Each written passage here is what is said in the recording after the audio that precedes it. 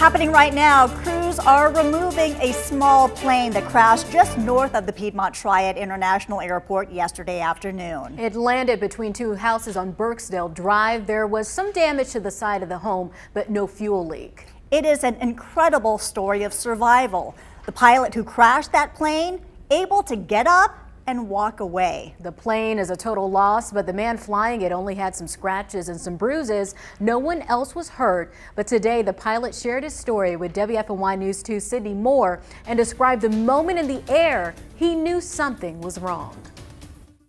Cocked my ear and said, well, what was that? Was it a big deal or a little deal?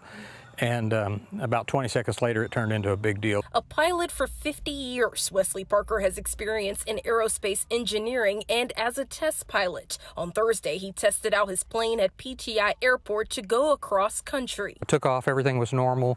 Took off, I was flying around, I was about halfway around coming in for a landing again.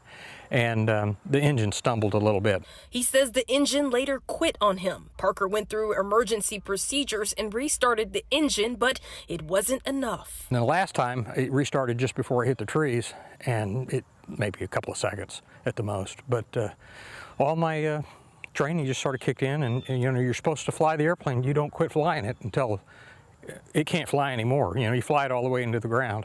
And that's what I did. I flew it all the way down. The plane crash landed in between two homes on Birkdale Drive. No one was inside either house. You try to miss everything. That's a big thing. I mean, it's somewhat self-preservation. You really don't want to hit anything like that. But yeah, you try to aim for the space between the two houses, and that's what I got. Parker walked away from the crash feeling sore with a couple of scratches. He says he's doing fine now. I can tell you that, I do all the things that you need to do before you go up. We had a fire extinguisher on the airplane. I have 4-point safety harnesses, and I had them pulled tight, which I recommend to everybody to do that.